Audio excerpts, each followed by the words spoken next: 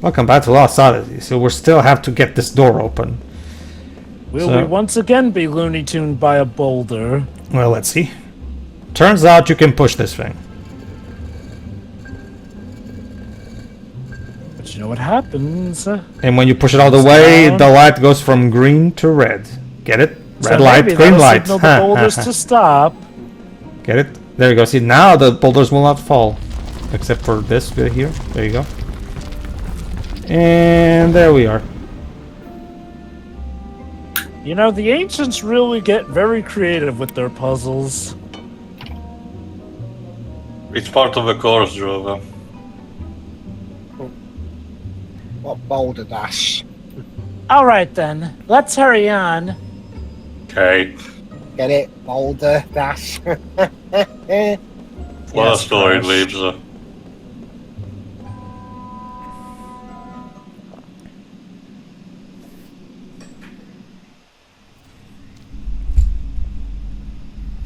Sorcerer's Shrine, Altar of the Abyss.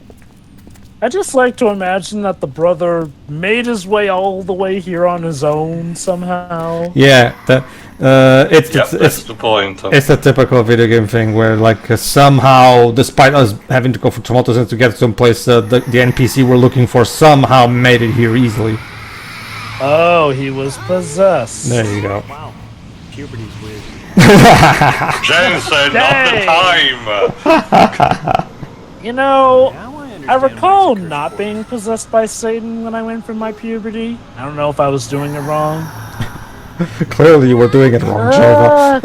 Join me, Cook. It's great to have people infiltrate you. Is that what Knuckles said to Sonic at one point? No! Bad idea!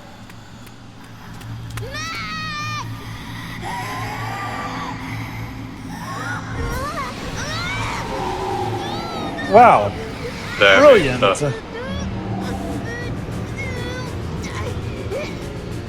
Bad idea! I just told you that! Just do this. Is anyone listening to me?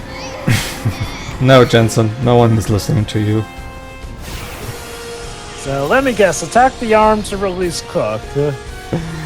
Okay, this kind of works like one of the first bosses of Final Fantasy IX in a certain way. You can see Cook's HP right there in the top left corner, meaning you have to try your best to save her, while at the same time you also have to try not to kill Cook, basically. Oh, so it's possible to end up attacking her. Well, it's also the fact that the boss is trying to drain her HP. Again, if you've played Final Fantasy IX, this should be familiar to you. Or like the other boss fight at the beginning of Disc 4 of Final Fantasy 8. Sure. Yeah. When she's possessing Rinoa.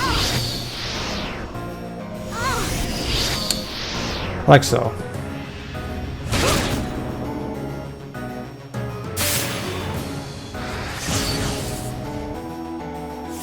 Alright, let's continue. It seems this place really is haunted after all by a squid ghost. It's one of those things where, okay, the game explains it as like it's like a spirit of the forest that's possessing Mack. You know, it's supposed to be here to protect this altar, right? That's the official in-plot explanation for why this thing is here. Well, you know how it is, Jova. End of the dungeon, we gotta have a boss battle. So.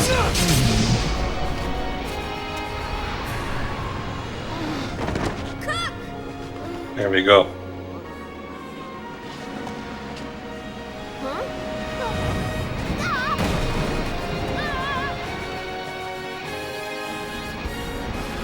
And now, the spirit decides to be a coward, and he decides to just basically put Mack in front of us.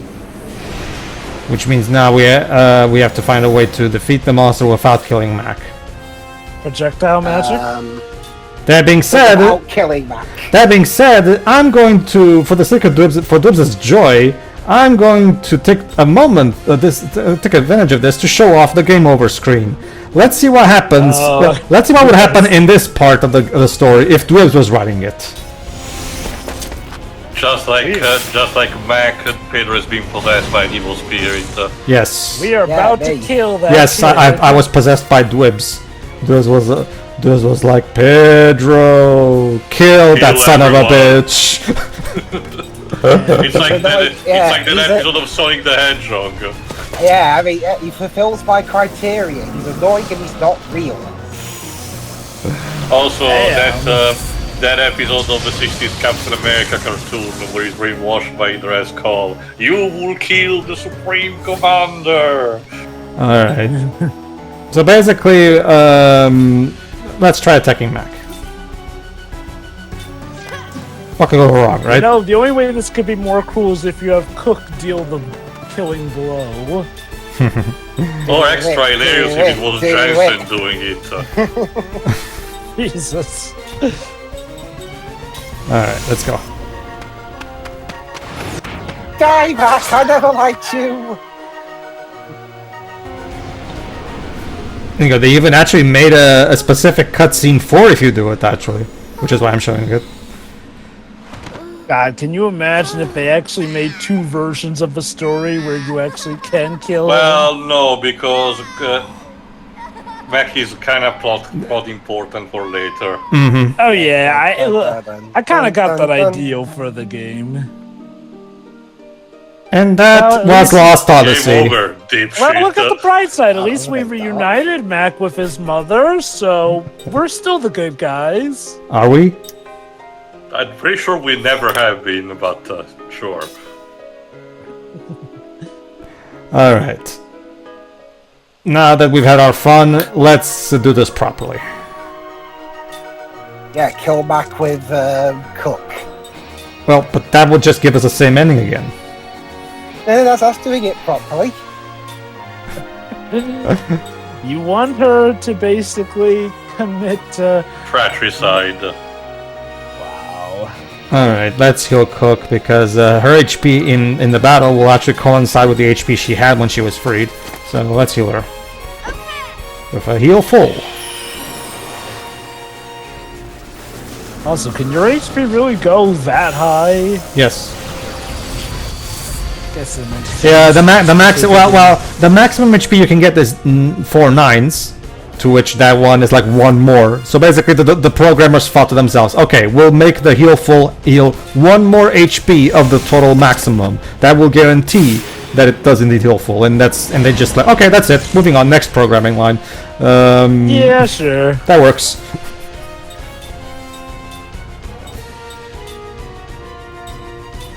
Alright. Is this one of those Final Fantasy games where you can actually cast a positive spell on your enemy too? I guess potentially you could, yes. I never actually tried it myself, but...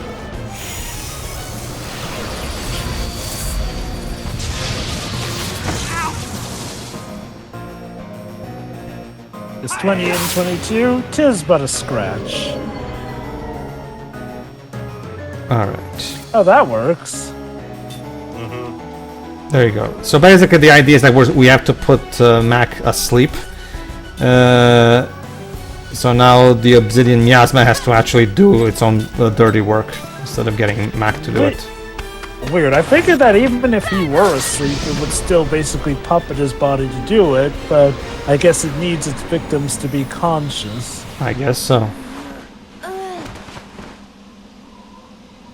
He fell sideways. That's how you can tell he's okay.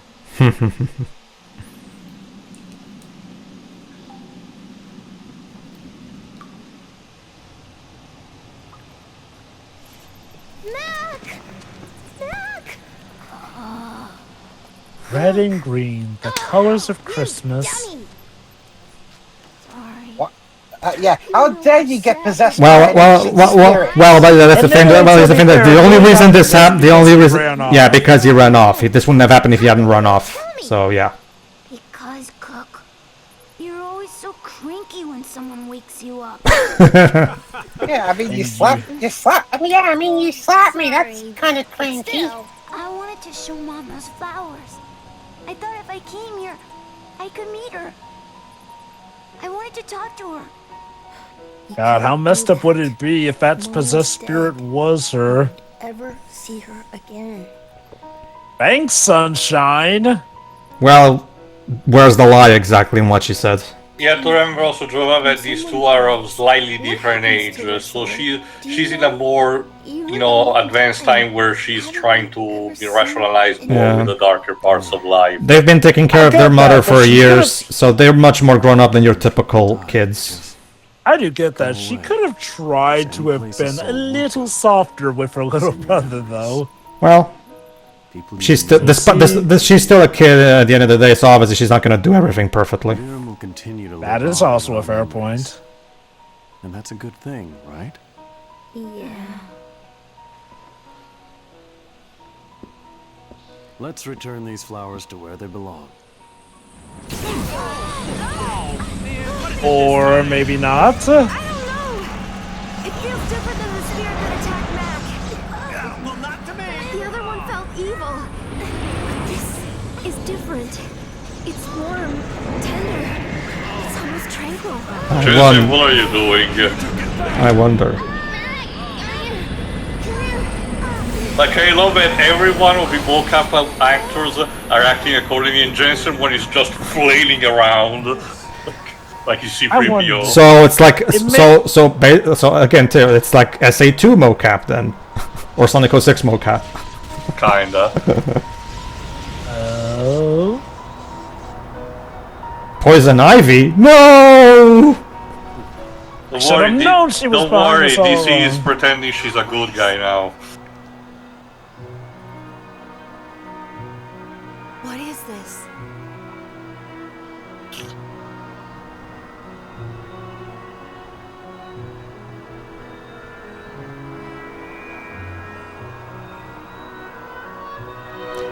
By the way, this particular music track is my favorite in the game. They have been using it a couple of times also for the dreams. I wonder if the implication is that the spirit actually was their mother helping the flowers. It's interesting you say that, It's a Jova. miracle. This is a miracle. It's Mom. There you go, Jova. Mom's here. Turns out Mack actually was barking up the right tree. She heard us. She felt us. Mom, look. We're doing fine, Mom.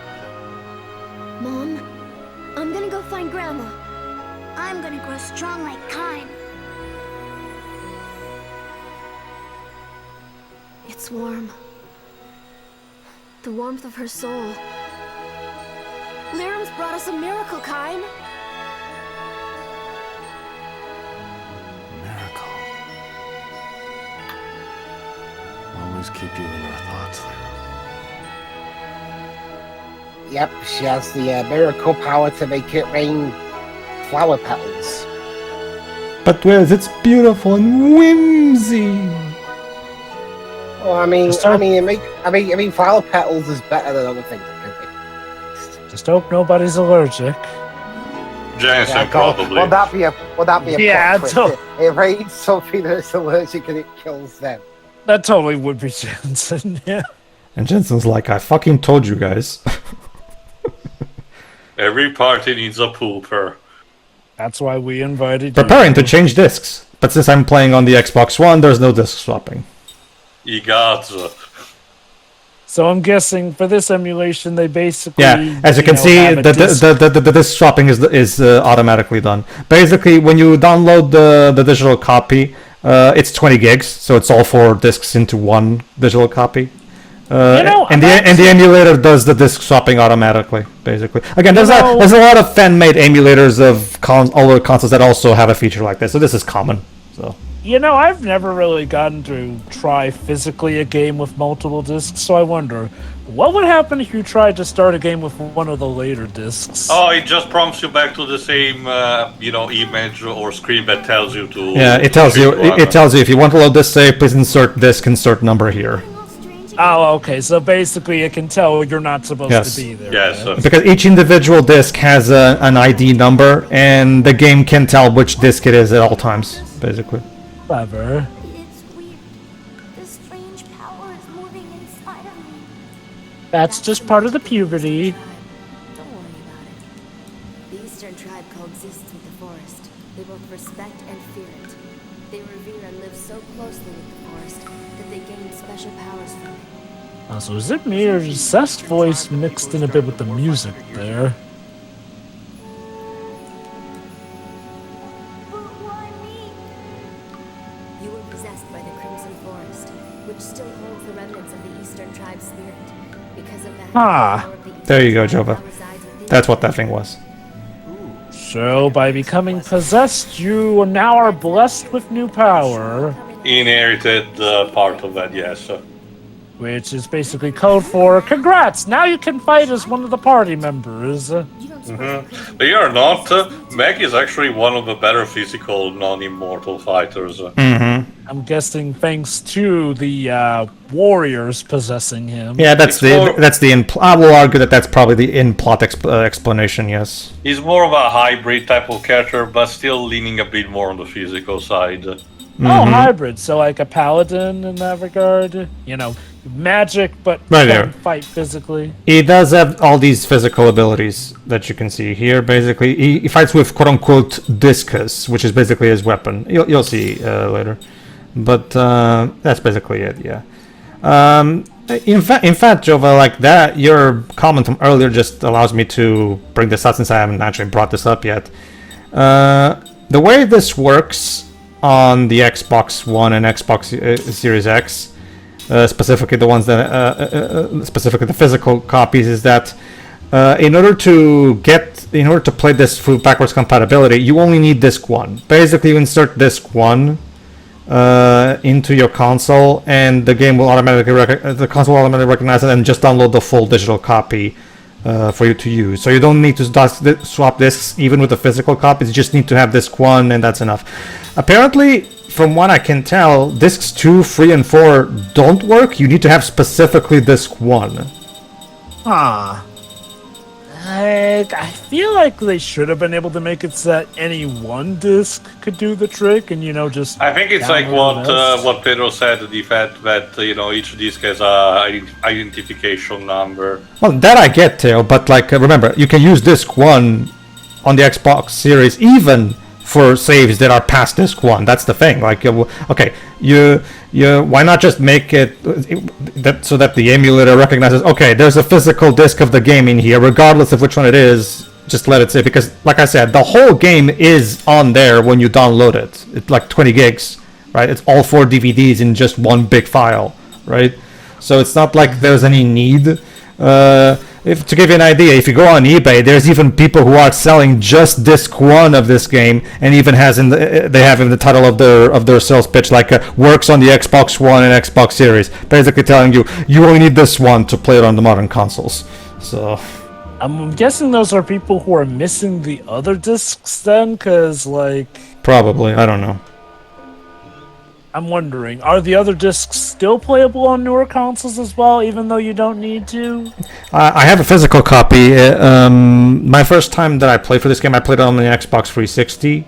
I installed all 4 discs individually. And yeah, all 4 discs worked, if it helps you.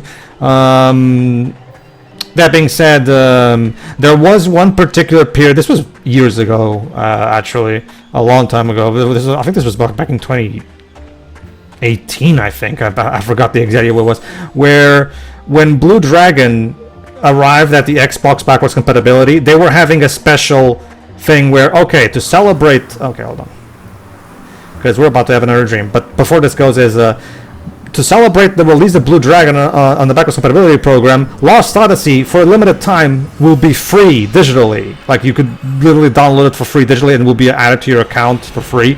And that's what I did. So the version that I'm playing is a completely digital copy, without any use of the discs. Interesting. So that was kind of interesting. Alright, so the next stream. This happened a long, long time ago in a galaxy far away. Oh, wait. On a smile island, which has since perished, they had an odd custom. They mourned their dead with song, with elegies. So this stream is called Elegy Island. Yeah, for a second I thought you were going to do a Hammerman reference, here's how it started, a long time ago. The songs would play without ceasing from the last moments before death. Through the funeral to the burial, elegies would be sung for many purposes. To ease the grief of the family, to recall the legacy of the deceased, to appease the soul of one who died under stressful circumstances, to celebrate one person's having lived to a ripe old age, or to evoke anger at another's pointless death. There were no fixed melodies or lyrics. Apparently the songs were sung without lyrics at all. I'm curious, did they make custom tracks for these streams? No, it's repurposed tracks from the rest of the game. Pedro, I can imagine one of the tracks I can imagine how one of the tracks would go for people who weren't well loved in the community. Na na na na. Na na na na. Alright, Java, you can be this person, go ahead. No documents have survived, so all we can do is assemble oral histories. Besides the archaeologist, just I forgot to use the woman. Sorry. Because she had a sore throat in that specific moment. The people of the island, the country had no writing system, which means that they had no way to leave things behind of their lives. Go ahead. I wish we could at least interview a few survivors, but there weren't any. Every single person was killed. The research team's archaeologist is a young woman in her 20s. Her country is the one that destroyed the island. It happened while her ancestors, 7 generations back, were still young people. And I hate to badmouth my own country, she says with a shrug. Moving on. but they really shouldn't have gone that far. Is no exaggeration. Her country prided itself on overwhelming military force. For it to gain mastery over the tiny island would have been as simple as twisting an infant's arm. But her country believed in oppressing its neighbors with force. The leaders were thinking more of those neighbors than of the island itself when it launched an all-out attack. The island was a mere abject lesson. It was scorched from end to end. Every human being on the island, from newborn babies to elders on the verge of death, was killed without mercy. And I can't imagine what this is a parallel to. As symbolizing, it's visually symbolized by that fire in the background, as you can see. It's odd, though. Says the young woman with a grim smile. There are hardly any records left from that time, even in our country. I suppose what they did was so terrible, they didn't want their descendants to know about it. Her remark prompts some older scholars on board to clear their throats, at the sound of which she snaps her mouth shut. Sorry. She whispers. You're not much older than I am. You probably wouldn't want to hear about all this old stuff anyway. Do? I do, though. What interest can a sailor like you have in these boring academic matters? Kaim only shakes his head in silence. He's older than you think, lady. Yep. Well, to be fair, considering this happened a long time ago, it might not be too much into his journey. Suddenly, things became very busy on deck. The boat is approaching the island as it enters the stretch of intricate channels where the skills of the crew will be tested. The boatswain calls Kaim. Oh, I'm sorry. The woman says. I shouldn't be monopolizing your time. You've got work to do. Even as she apologizes, the talkative young archaeologist asks Kaim. You mind if I ask you one last question? Please ask away. He replies, stopping in his tracks. Would be interesting if we actually get a dream that takes place before Kaim was turned into an immortal. I guess we'll have to wait and see if the plot gets around to it.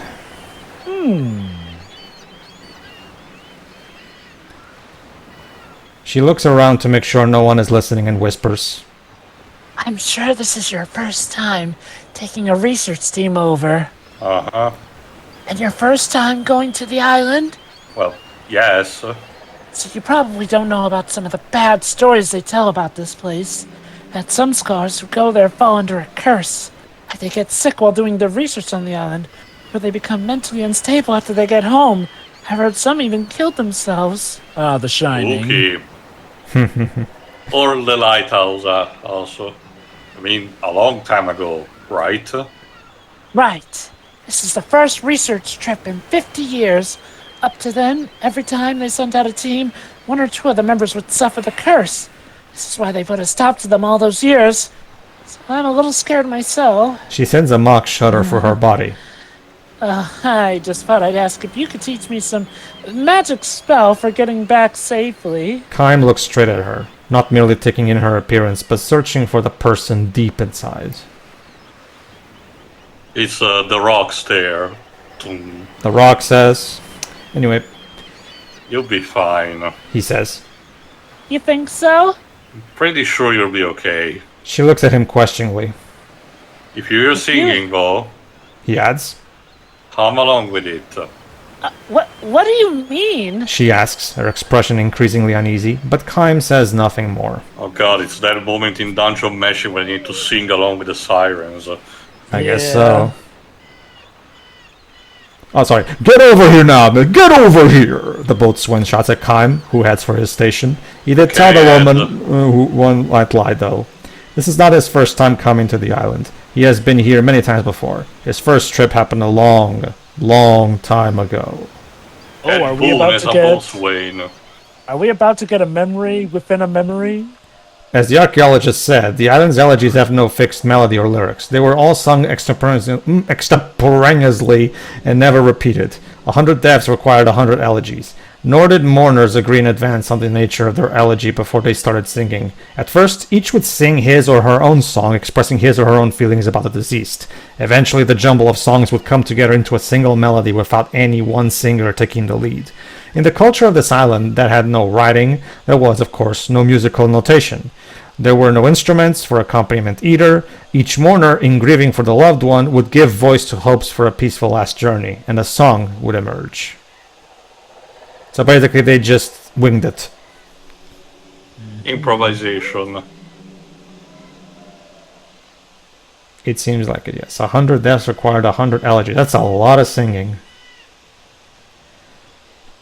Kaim's travels first brought him here when the island was at peace, which is to say, centuries ago. He happened to arrive just after the death of the village elder. For 3 days and nights, an elegy was sung around the clock. The island people's song, which shook the darkness and reverberated it all across the clear, blue daytime sky, left its mark with a certain ennobling comfort in the breast of Kaim, a man for whom fate had decreed that no one would ever sing an elegy.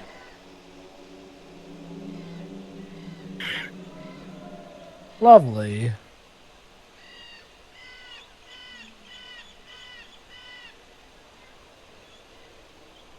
And that is it, ladies and gentlemen. Not really, but... I will say that someone should do something about the birds, but the lighthouse told me that killing a seagull is a bad omen. Oh boy. To think that such an island had been burned to the ground. The people fled in all directions at once, and were murdered one at a time. It was an absolute bloodbath. Kaim knows about the atrocities that accompanied the butchery, things that were not handed down to generation of the young archaeologist. Had it wished to, the woman's country would have taken control of the island in a single night, but instead it used its military power to chase down each of the island's inhabitants over a period of several days, as if carefully filling in the blank spaces in a coloring book.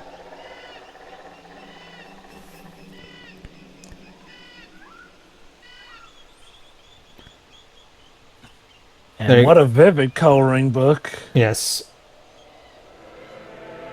The island became enveloped in elegies.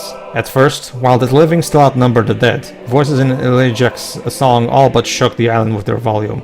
As the days went by, however, and the dead came to outnumber the living, the sobbing voices in song grew ever fainter. So is it part of the tradition to sing an elegy even for the people they kill? When the battle reached its final phase, the few remaining islanders, it's the islanders that sing it, not the soldiers, who had been cornered in the island's northern tip, fled into a large cave. They resigned themselves to death. All that was left for them to do was pray that they might be allowed to die with some degree of peace. But even this small measure of hope they were unable to wring from their attackers. The army of the archaeologist's country went for maximum brutality. They entered the cave with every weapon at their command, and they dragged out and killed one islander per day. Jesus Christ, how much hate did we need to have? Jesus Christ, guys, get a fucking hobby. Like, today... This is a hobby. Die! Today was an old man. The next day was a young woman. The day after that was they tortured to death a young mother with an infant at her breast. And the following day the infantry they tore from her arms was put to death. The elegies resounded without interruption. They kept the baby alive just to kill it the next day. I'm pretty sure that's enough ground to create a curse on the place. The singing voices that escaped from the cave invaded the ears of the soldiers who were carrying on the massacre. Those soldiers with kind hearts collapsed one after the other, or they went mad and left the front line. Song was the final weapon of the islanders, who had no other means of fight. They went on singing as they struggled against starvation, first in their own fears. The commanding officer of the anti-insurgency force ordered his men to fill in the mouth of the cave. If they buried the people alive, he thought, the singing would no longer be audible. Your singing sucks. Shut up. Kill them all. Damn. There's real no accounting for taste. Nevertheless, faint singing continued. It went on, day after day. Rainy days, clear days, daytime, nighttime it continued, but no longer without breaks, which gradually increased in length. The singing went beyond being an elegy for a single person and became a song suffused with the sorrow of all the living things on the island. About the time the season ended, the last thin thread of singing died out.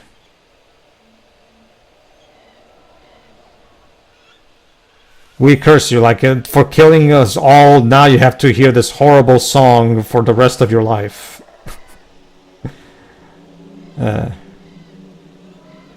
Okay, the army left the island. Not a single record of these military operations was left. Never again did anyone come to live on the island. Yeah, the mood probably was not the best for that place.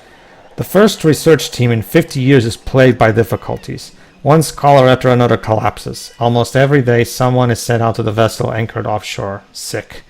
Of all the scholars moan of pain, blocking their ears. The situation is exactly what it was before the island was sealed off from research.